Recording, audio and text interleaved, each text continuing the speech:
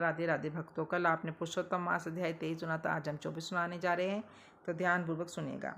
मणिग्रीव बोला, हे द्विज विद्वानों से पूर्ण और सुंदर चमत्कारपुर में धर्मपत्नी के साथ में रहता था।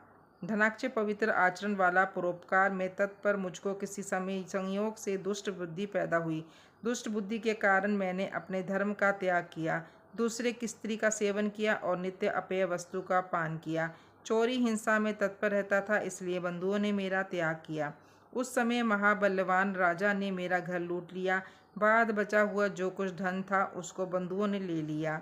इस प्रकार सभी से तिरस्कृत होने के कारण वन में निवास किया। स्त्री के साथ इस घोर वन में निवास करते हुए मुझ दुरात्मा का नित्य जीवों का वध कर जीवन निर्वाह होता है। हे ब्राह्मण, इस समय आप मुझ पातकी पर अनुग्रह करें। प्राचीन पुण्य के समूह से आप इस घोर वन में आए हैं। हे महानु, स्त्री के साथ मैं आपकी शरण में आया हूँ। आप उपदेश रूप प्रसाद से कृतार्थ करने के योग्य हैं, जिस उपाय के करने से मेरी तीव्र दरिद्रता इसी क्षण में नष्ट हो जाए और अतुल वैभव को प्राप्त कर यथा सुख विचारूं। उग्रदेव बोला, हे महाभाग, तुम कृतार्थ हो गए। जो तुमने मेरा अतिथि सत्कार किया, इसलिए इस समय स्त्री सहित तुमको होने वाले कल्याण को कहता हूँ, जो बिना व्रत के, बिना तीर्थ के, बिना दान के, बिना प्रयास के तुम्हारी दरिद्रता दूर हो जाएगी। ऐसा मैंने विचार किया है। इस मास के बाद तीसरा श्री पुरुषोत्तम मास आने वाला है। उस पुरुषोत्तम मास में सावधानी के साथ विधि पूर्वक तुम दोनों स्त्री पुरुष श्री पुरुषोत्तम भगवान को प्रसन्न करने के लिए दीपदान करना। उस दीपदान से तुम्हारी यह दरिद्रता जड़ से नष्ट हो जाएगी। तिल के तेल से दीपदान करना चाहिए।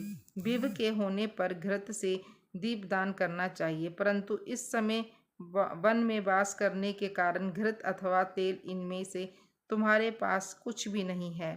हे अनंग, मणिग्रीव, पुरुषोत्तम मास भर स्त्री के साथ नियम पूर्वक अंगुदी के तेल से तुम दीपदान करना। स्त्री के साथ इस तालाब में नित्य स्नान करके दीपदान करना। इसी प्रकार तुम इस वन में 1 मास व्रत करना। तुम्हारे अतिथि सत्कार से प्रसन्न मैंने ये वेद में कहा हुआ तुम दोनों स्त्री पुरुष के लिए उपदेश किया है। विधिहीन भी दीप दान करने से मनुष्य को लक्ष्मी की वृद्धि होती है। यदि पुरुषोत्तम मास में विधि पूर्वक दीप दान किया जाए तो क्या कहना। वेद में कहे हुए कर्म और अनेक प्रकार के दान पुरुषोत्तम मास में दीप दान की 16वीं कला की भी बराबरी नहीं कर सकते हैं। समस्त तीर्थ समय, समस्त शास्त्र पुरुषोत्तम मास के दीप दान की 16वीं कला को नहीं पा सकते। योग दान, सांख्य, समस्त तंत्र भी पुरुषोत्तम मास के दीपदान की 16वीं कला को नहीं पा सकते हैं। कृच्छ्र, चंद्रायन आदि समस्त व्रत पुरुषोत्तम मास के दीपदान की 16वीं कला की बराबरी नहीं कर सकते हैं। वेद का प्रतिदिन पाठ करना, गया श्राद्ध, गोमती नदी के तट का सेवन पुरुषोत्तम मास के दीपदान की 16वीं कला की बराबरी नहीं कर सकते हैं। हजारों ग्रह, सैकड़ों व्यतीत पात पुरुषोत्तम मास के दीपदान के 16वीं कला की बराबरी नहीं कर सकते हैं। कुरुक्षेत्र आदि श्रेष्ठ क्षेत्र, दंडक आदि वन पुरुषोत्तम मास के दीपदान की 16वीं कला की बराबरी नहीं कर सकते हैं। हे वत्सी, यह अत्यंत गुप्त व्रत जिस किसी के कहने लायक नहीं है, ये धन धान्य, पशु, पुत्र, पौत्र और यश को करने वाला है। वनेध्य स्त्री के बांझपन को नाश करने वाला है और स्त्रियों को सौभाग्य देने वाला है। राज्य से गिरे हुए राजा को राज्य देने वाला है और प्राणियों को इच्छा अनुसार फल देने वाला है। यह व्रत करती है तो गुणी चिरंजीयती पति को प्राप्त करती है। स्त्री की इच्छा करने वाला पुरुष सुशील और पतिव्रता स्त्री को प्राप्त करता है।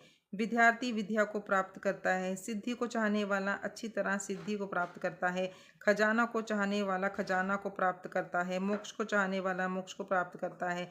बिना विधि के, बिना शास्त्र के जो पुरुषोत्तम मास में जिस किसी जगह दीपदान करता है वह इच्छानुसार फल को प्राप्त करता है।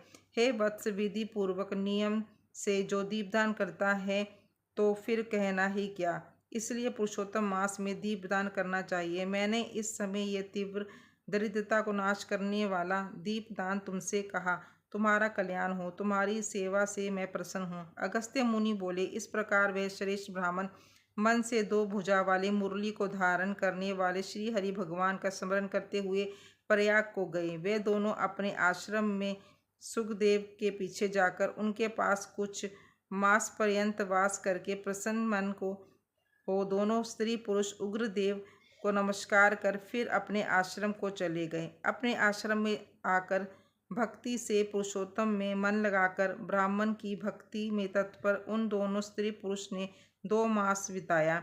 2 मास बीत जाने पर श्रीमान पुरुषोत्तम मास आया। उस पुरुषोत्तम मास में वे दोनों गुरु भक्ति में तत्पर हो दीप दान को करते हुए आलस्य को छोड़कर वे दोनों ऐश्वर्य के लिए इंगुदी के तेल से दीपदान करते रहे। इस प्रकार दीपदान करने उन दोनों को श्री पुरुषोत्तम मास बीत गए। उग्रदेव ब्राह्मण के प्रसाद से शुद्धांतकरण होकर समय पर काल के विषीभूत हो इंद्र की पुरी को गए। वहाँ होने वाले सुखों को भोग कर पृथ्वी पर भारतखंड में उग्रदेव के प्रसाद से श्रेष्ठ जन्म को उन दोनों स्त्री पुरुष ने धारण किया। पूर्व जन्म में जो तुम मृग की हिंसा में तत्पर मणिग्रीव थे, वह वीरबाहु के पुत्र चित्रबाहु नाम से प्रसिद्ध राजा हुए। इस समय ये चंद्रकला नामक जो तुम्हारी स्त्री है, वह पूर्व जन्म में सुंदरी नाम से तुम्हारी स्त्री थी। पतिव्रत धर्म से यह तुम्हारे अर्धांग की भांगनी है। जो स्त्री पतिव्रता होती है, वह अपने पति के पुण्य का आधा भाग लेने वाली होती है। श्री पुरुषोत्तम मास में इंगुदी के तेल से दीपदान करने से तुमको ये निष्कंटक राज्य मिला। जो पुरुष श्री पुरुषोत्तम मास में घृत से अथवा तिल के तेल से अखंड दीपदान करता है, जो फिर कहना ही क्या। पुरुषोत्तम मास में दीपदान का ये फल कहाँ है, इसमें कुछ संदेह नहीं है। जो उपवास आदि नियमों से पुरुषोत्तम मास का सेवन करता है, तो उसका कहना ही क्या है। वाल्मीकि मुनि बोले, इस प्रकार अगस्त्य मुनि राजा चित्रबाहु के पूर्व जन्म का वृतांत कहकर और राज्य चित्रबाहु से किए गए सत्कार को लेकर तथा अक्षय आशीर्वाद देकर चले गए। तो भक्तों, आपको कथा कैसे लगी? मिलते हैं अगली कथा पे। तब तक के लिए राधे राधे, हरे कृष्ण।